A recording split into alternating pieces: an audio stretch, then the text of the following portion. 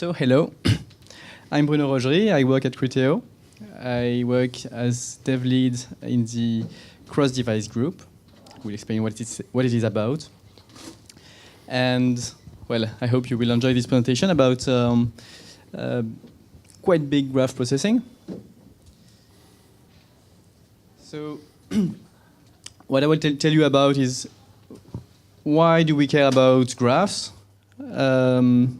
Then dig a bit into the general overview of how our pipeline looks like to process a graph. Specifically, I will tell you a bit more about how to compute connected components on MapReduce, on at least how we do it. Then we have some time to look into the strengths of our approach and the drawbacks that we're starting to see. And we have time for questions. Not only at the end, if you want to ask anything, please don't hesitate. There should be enough time for the talk and questions and interruptions, hopefully. So, why do we care about big graphs? Maybe if you're in this room, you share this with me, you find that it looks fun. So this is probably the main reason why we're all here. So more specifically, why do we at Criteo care about a graph? Maybe a bit more relevant question. Well, Criteo, you may know, does targeted advertising. And in the age of the desktop computer, to target a user, you build a profile of the user, you accumulate events for this user, and the ID we use for that was just a cookie ID in the browser. And in the age of the desktop computer, it works pretty well because most people had one computer when they did most of their online activity inside one browser. And of course, that started to change when we started to have those wonderful devices that we have at work, that we have at home, that we have in the living room or in your pockets. So there started to be some fragmentation of the profile we build to target users. But this picture doesn't really show how bad it is. Because actually, when you look at a computer, okay, generally speaking, you have one main browser, and indeed, this is well represented by a single cookie ID on our side. But if you look at a mobile phone, you have the main browser of the phone, but you also have mobile apps. Mobile apps are in a different environment. There is a dedicated advertising ID inside, so it's, for us, it looks like a completely different profile. And it's worse than that because many apps also include somewhere or another a mini browser embedded into the app with itself its own cookie jar. So on our side, we see different cookie ID, different advertising ID, which means that on our side, it's more something like that we kind of perceive, which might be true for some of you, but even most people with only 2 or 3 devices will look like it's tens of different IDs, or at least may look like it's tens of different IDs. So this is a problem for us because it gives us a very fragmented view of our end users. We might see someone in the morning look at some shoes. We might see the same person looking at news in the afternoon, and we would like to show him a shoe advertisement, except that if he's not on the same device, we cannot connect the two. So about 2 to 3 years ago, it depends in the chronology where you really look at when product team started to look into it, when there was some dev work started to happen. But we thought about how we could tackle this problem and what assets did Criteo have to try and solve this problem. And one of our big assets is that we work directly with a lot of e-commerce websites, and those customers, to work with us, they give us a view of all the activity of their users on their website. And we have, in the order of 10,000 of e-commerce clients that work with us. So this can provide a lot of data about end users and their interaction with e-commerce websites. One of the most interesting things they do, at least in this context, on this e-commerce website, is that they have a customer account and they log in to their customer account. They may log in from any of their devices, and typically they need to log in when they are going to make a purchase. So very frequently, at least the e-commerce websites that works with us are able to tell that someone has connected to the website from one of their devices and later from another one, which gives us a connection between the cookie ID or mobile ID of this device and a customer ID for that customer in that customer database, or sometimes with the hash of the email address of the user, if they have it, if our e-commerce website have it in their CRM. So, surprise! What do we get with this information? We're able to, it actually makes up a graph with the cookie IDs as one type of node, customer login as another type of nodes, or email addresses. And anytime we see an interaction of a user on a specific devices, we can build and guess that there should be an edge between those two IDs. So that's why we care about graphs. Now I will tell you a bit about how we try to build a new type of ID that is supposed to represent the real user that is using several devices, several profiles.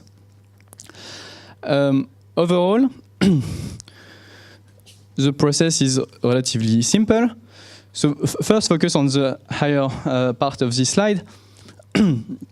We take the raw nodes and edges that we have.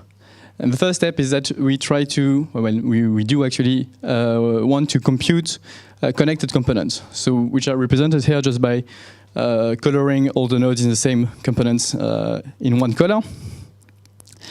And the next step is that for every of those components, we want to give it a name. It's a bit different than just building up the connected components, because the goal of the naming here is to try to give us some continuity, so that on the next day, we might have collected more information, we might have an additional hedge here. So we every day want to redo the same processing, find connected components, but the results might be different from the previous day. But then once we have this new component, we want to give it a name, and hopefully we want to maximize the stability of the naming from one day to the other. So the actual input to this name component phase is both the connected component from that day, but also the name that were assigned on the previous day. So the same thing in a representation that is more like data-oriented.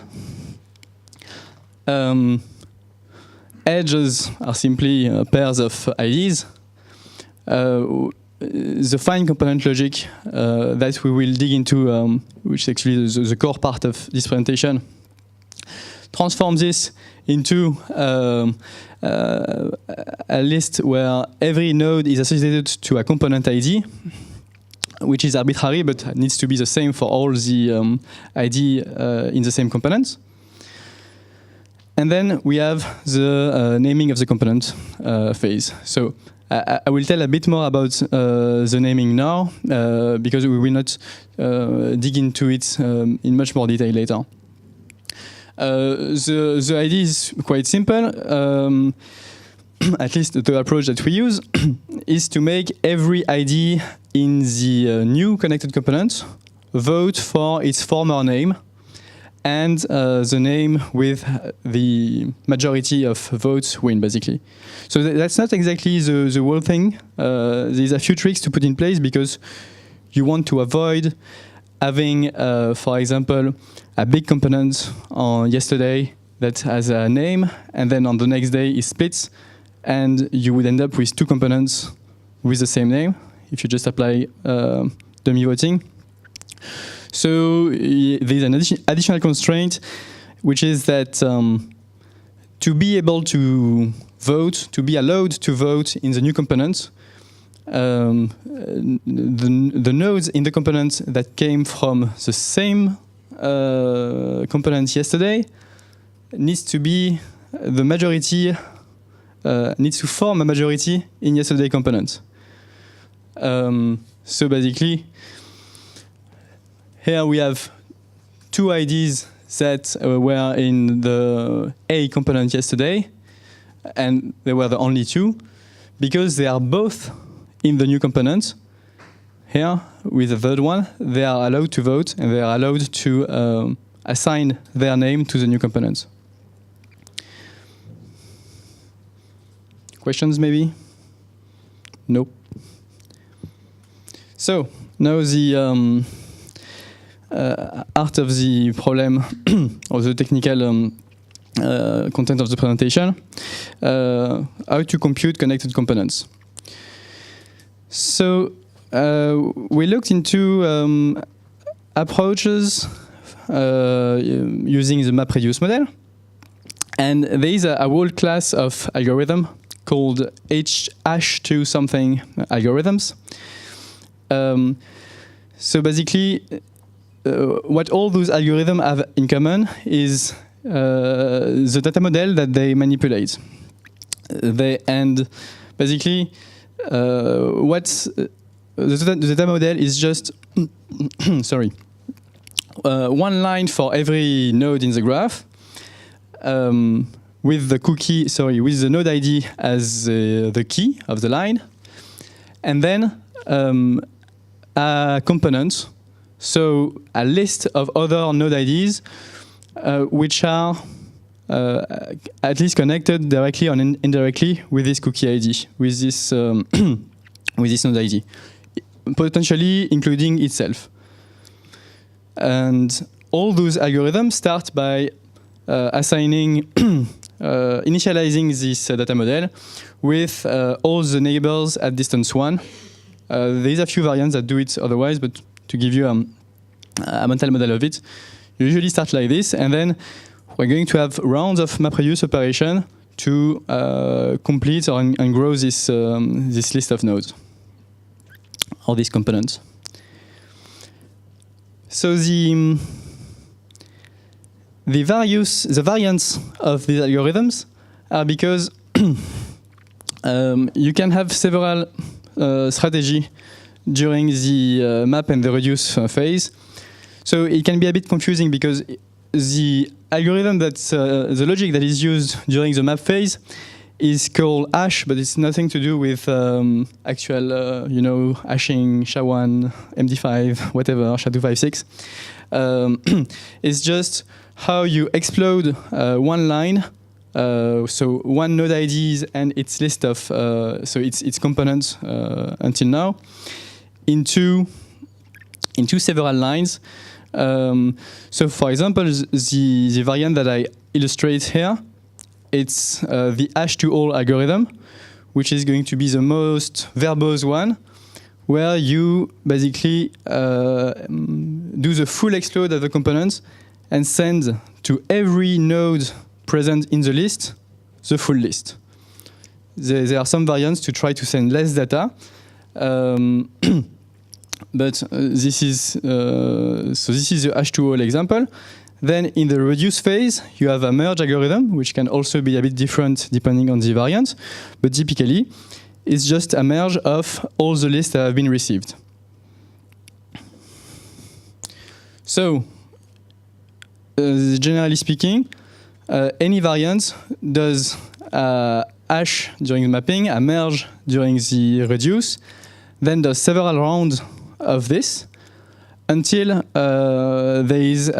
until the final round when none of the components have been modified by the round. That's when you know that the algorithm has converged and that you have the complete connected component for every node.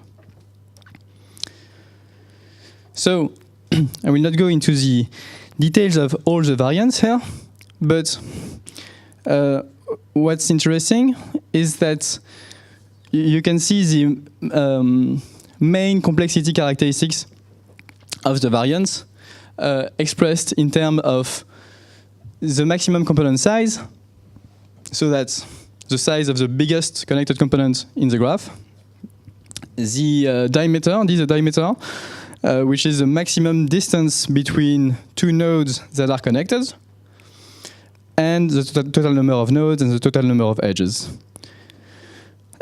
So quite intuitively, hash to all is the algorithm that requires the less MapReduce rounds to converge, because by sending all the information to everybody at every round, you cannot go faster than that. But it's also one of the most costly in terms of communication, that is the data that goes through the map to the reduce phase. Other algorithms mostly tend to try to reduce the amount of communication without affecting the number of MR rounds too much. But you see that really hash2all is among the variants that have been explored in this paper that we took as base for our work. In terms of number of MR rounds, it is really far ahead because it's expressed as a log of the diameter, which is generally smaller than the max component size. And in our case, pretty small because our graph, at least initially, was quite sparse. Between most of the nodes that we knew about, we had no edge, and we had a lot of small components of pairs of users, pairs of, well, not users, but pairs of cookies IDs or cookies IDs and other identifier. So because of the structure of our graph, with a huge majority of our components being small, and because we implemented this at first with classic Hadoop MR, where rounds are very expensive, we went with hash2all. So there's, however, a problem. I did tell you that 99% of our components are small, and we do notice pretty early on that there was a few degenerate cases where you had very big components. And so how does this work with this? Because indeed, because of the n factor here, it pretty much gets quadratic when you, in terms of communication, and you can easily get in a situation where the algorithm doesn't finish because there's just too much data to pass between the map and reduce. However, the hash2all approach has a quite interesting property that not all the variants have, which is that we can determine that a specific component has been completed, even though the full graph hasn't been, all the connected components have not been completed. So instead of running MR rounds until nothing changes, which I told you was the common, one of the common parts of all the hash2 something algorithms. Here you can have a criteria for individual components, and it's pretty intuitive to explain because as we send all the information to all the nodes, every node after a single, I mean, actually at the start they already have a view on all the neighbors at distance 1 because this is how we initialize this. But at every round, it will double the distance at which the node sees neighbors. So for example, if you do 3 rounds, you already know that you have seen all the neighbors up to distance 8. So if you notice that at this point your component has a smaller diameter than strictly smaller than 8, you know that it's not going to grow anymore at the further rounds. So we can get a pretty actually a deterministic signal that tells us that we have completed maybe 99% of the components, and we can choose to just ignore the last one and consider that for those degenerate cases, we will ignore all the edges that were part of it and just leave all those node IDs alone. So, if we look at a bit more in detail the full pipeline that we put together, basically we start with the raw edges that we collect from our e-commerce websites, and that we aggregate over 90 days. To initialize the algorithm, we group each node with its neighbors at distance 1, so with a first MapReduce operation here. We take the opportunity at this step, at this stage, to apply some simple filters to avoid degenerate cases before they get into the heavy H2all implementation. So one of the filters we have here, for example, is just ignoring every node that has a huge number of neighbors. We know that it's not going to be, there's certainly a lot of bad data inside of such a set of edge. So we simply filter them out. Then we go through the H2all rounds that I just described. After that, we have another filter where we can, for example, filter the incomplete components using the criteria that I've just explained. We can have a few more filters there based on maybe the total size of the component or some more finer-grained business logic, like, okay, is this person has 10 mobile phones, seems a bit excessive, or something like that. So we can have some global filters at this point. Then we go through the naming phase that I mentioned at the start, taking as input the name of the previous component, and we end up with the named components that will serve as basis for identification of user on the rest of the platform.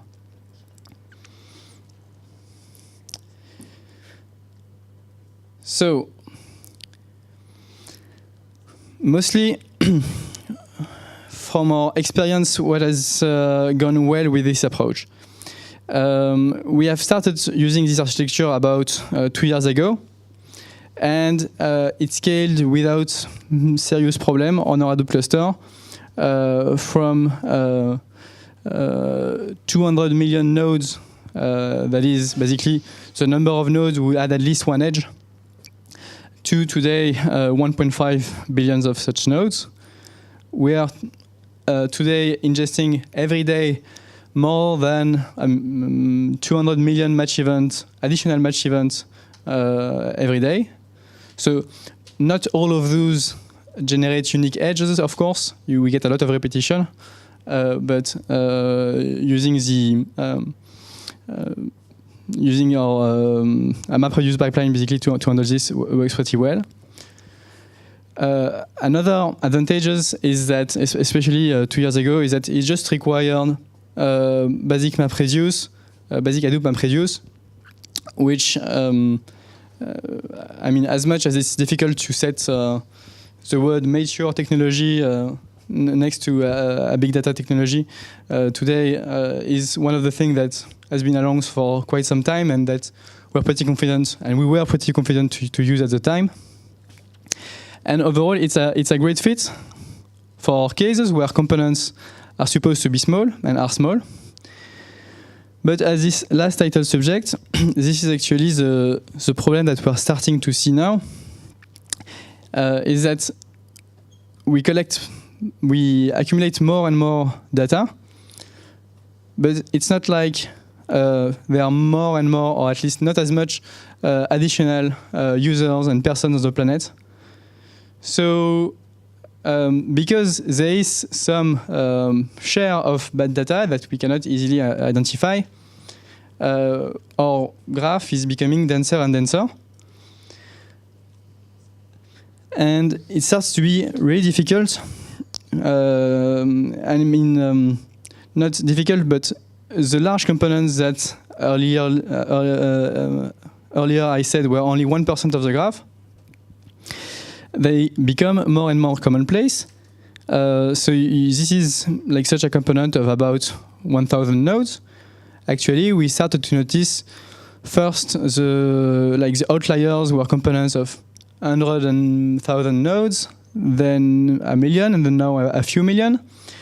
And what we are noticing is that basically, as our dataset grows, we anticipate that we will converge towards one big component that will absorb everything. Because on one hand, there is actual real data, which is that maybe you've lent your phone to somebody else or somebody logged into your work machine, and so gradually you kind of get some outlier data, but that still constitutes an edge in this view. Or you also get some providers that just send us crap and we're not able to detect it easily. So even with a relatively low share of such data, eventually, because the number of nodes is fixed, we are tending toward having everything merged into a single component. So it doesn't mean that we regret our choice of H2All, because we could have an algorithm to compute connected components that would maybe cope better with this kind of data. But actually, we're not really interested in computing connected components anymore. Where we could have exact connected components, but all we will learn is that everybody is connected in some way, which is not very interesting for us. So this goes into, like, this is the next stage for us, and that we are in the process of implementing right now. So it's a bit early to give you some experience and feedback of where we will go. But basically what appears clear is that we will switch away from connected components and look into community algorithms, which are defined basically by trying to split such graphs in ways that nodes inside a group are very densely connected, but groups between themselves are very weakly connected. And also, we're looking into taking advantages of a newer platform like Spark, which can make the cost of ML rounds much smaller, so we can envision community algorithms that may require a lot of rounds to converge, but we know that with such a new platform, it will not be a problem as long as we keep the number of communication relatively low. So that's what's in the contents of the presentation itself. Is there anything you would like to ask about this or earlier slides?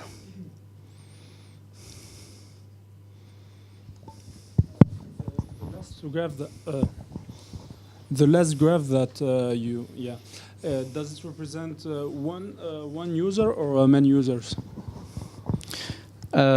So it represents, I mean, we don't know, of course. Okay. We just know that we've seen those IDs interact with each other in some way. So I say we don't know. We strongly suspect that no, of course. But we also, I mean, there is kind of some interesting pattern here. The green dots are supposed to be, are cookie IDs, so our are supposed to represent a device, or at least are strongly linked to a specific device, whereas the red dots are customer account or an email address derivative, so something that is linked to an actual person.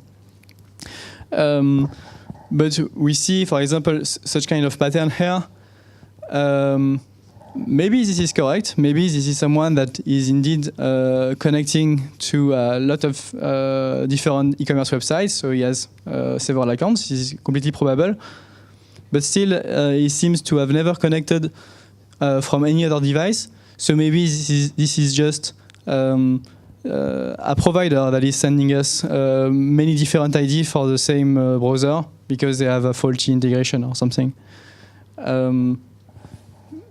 So we can guess what's happening in a few of those patterns.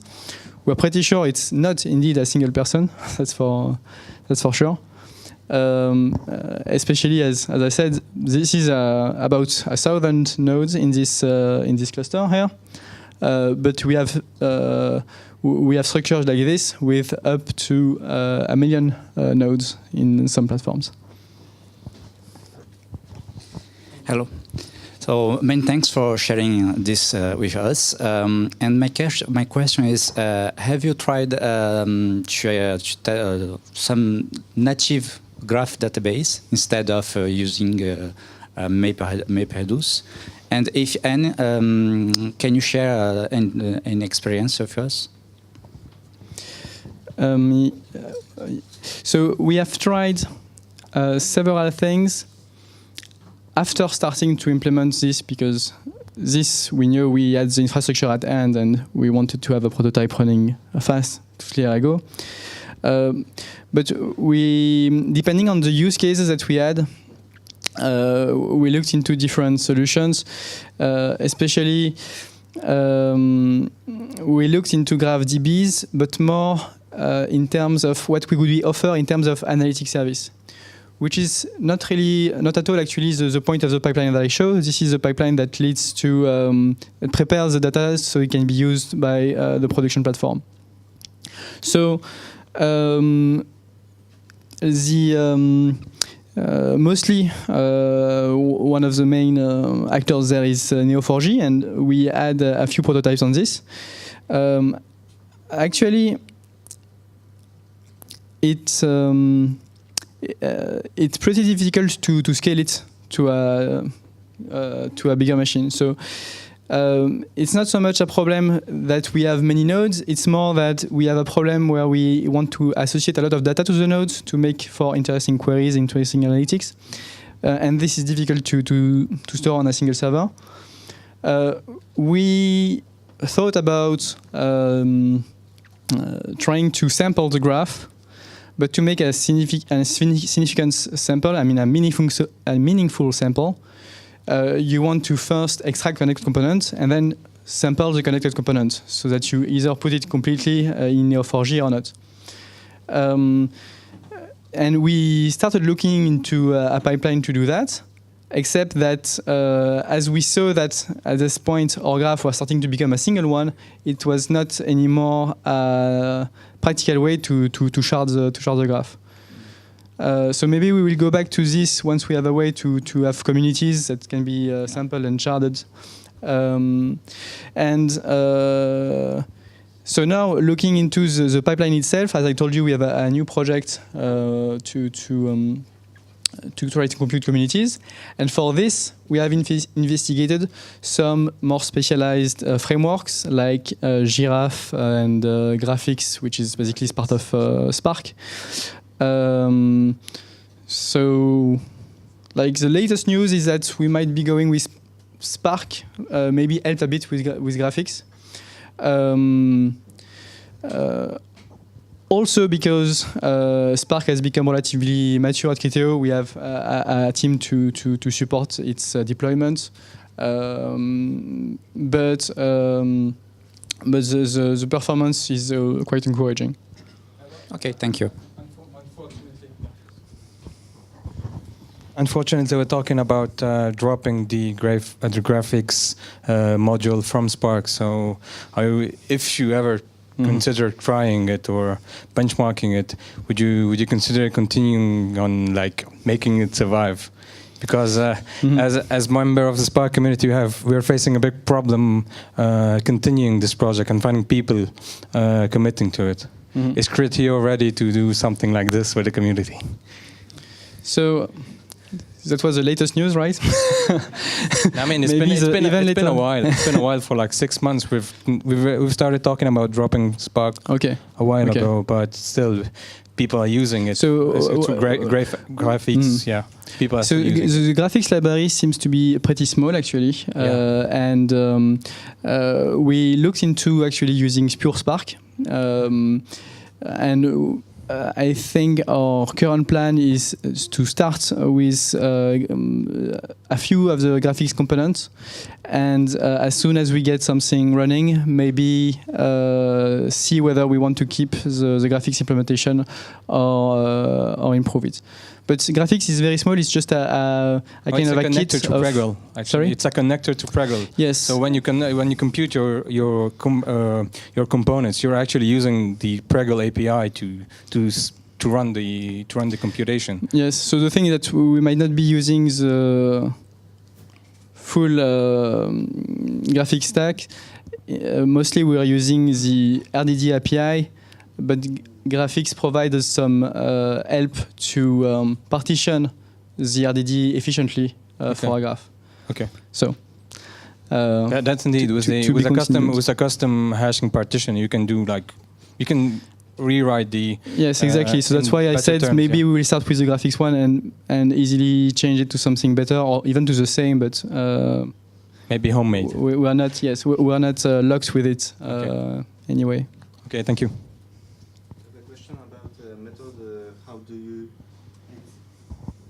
I have a question about the method, how to match the informations, how to start to say this it's the same user. You are based on the information only gave by your customers, like a username, email, or you have your own methods, like you're based also on the IP address, like if someone is looking the same product with the same IP address, it have to be the same person.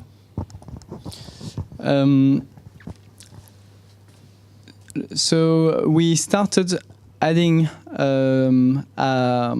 ML-based predictive model for trying to predict whether two nodes are the same, like so kind of to confirm a match, an edge between two nodes. And some of the features we use there are indeed whether they have been seen on same IP, factored by how frequent, how many IDs were seen on this IP, but also whether there is some similarity in the user agent, especially because, as I explained earlier, a lot of the profiles are actually on the same device. So if we are able to extract the device model, this is also a very interesting feature to add. So we have been working on this. We are already using the output in some cases, but not ingested in the production graph yet.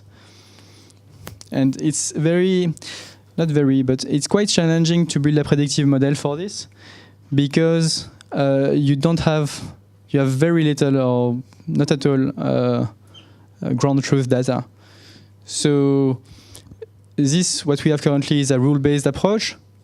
We can learn based on the labels that our rules give, but then the engine will just learn the rules, so it's not clear whether it's really interesting. So it's the hard part for doing this is trying to come up with good candidate pairs, good pairs that we are sure are indeed a match, and also good pairs that we are sure do not match, which are both are really necessary to try to make a predictive model that is balanced.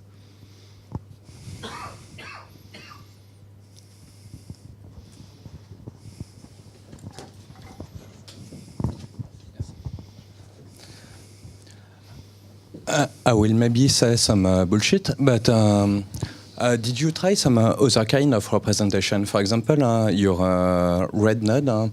Let me think about Edge. And maybe did you try some hypergraph representation where every node are just a node like this, but we don't have a red node, but just a hyper edge that connect every node, not just two nodes, but an undefined number of nodes. So you mean like yes, edges between more than two nodes? Yes. Mm-hmm. So I will say no, but actually, if we look at where we started, this graph represents, as I told you, cookies ID and customer ID in red and blue. We actually started by running a first compression phase where basically we removed all the red nodes because what we were ultimately interested in was just the cookie IDs. We wanted to because this is where we accumulate the information, and this is those that we want to join. So it's it works.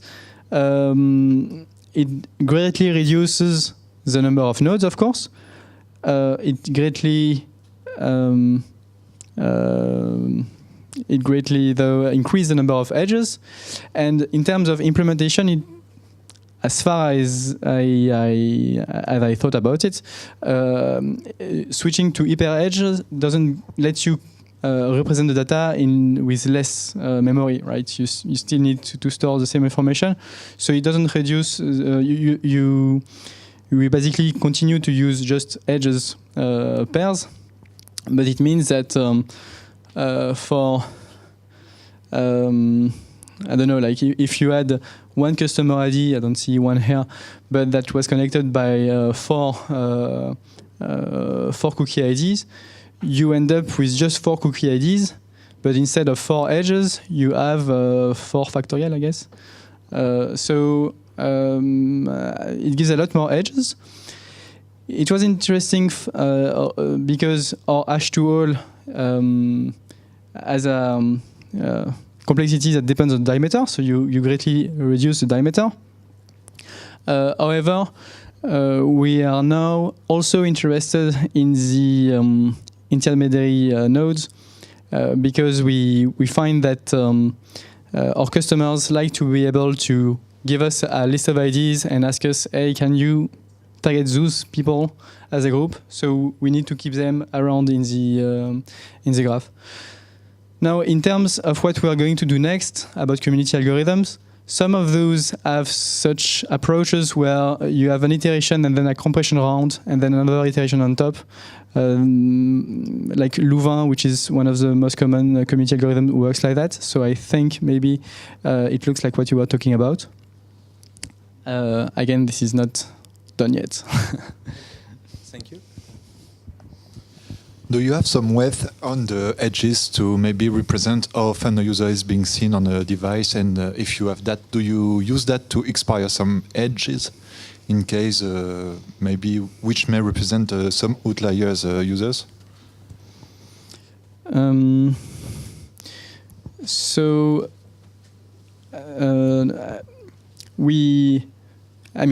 when you're doing a connected component approach, the weight, you can assign weight, but it doesn't change anything, of course. So weight is actually something we're looking into, again, for communities, because then you can help the community to decide to break maybe 2 weak links instead of one strong one. And so indeed, we are now looking into ways to assign weight. There's plenty of obvious IDs. Actually, there's so much that it's a bit difficult to choose which one. Of course, we are interested in edges that were confirmed by several independent providers. Of course, we can also add our predictive model in the mix to give more weight to the edges that the predictive model likes. we actually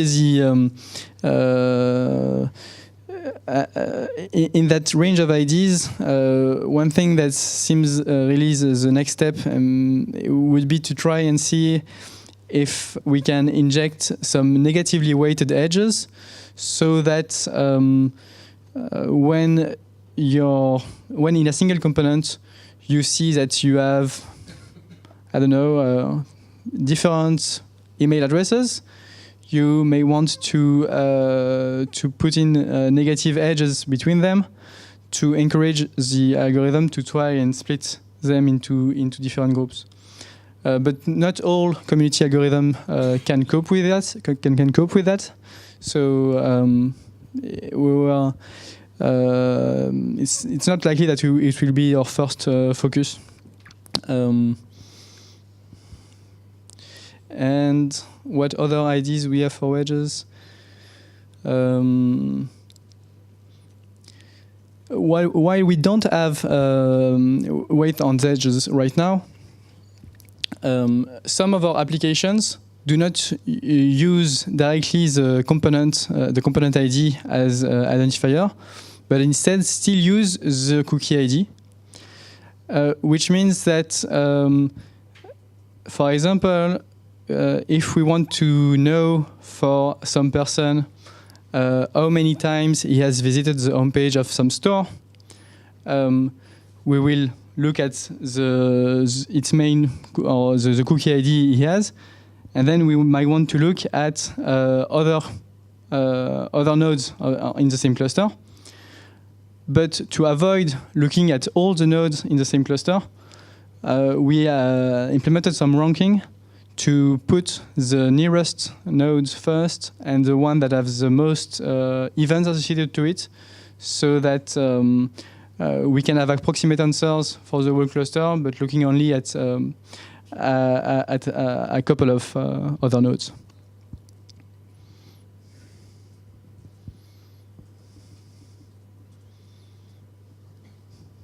All right. Then thank you.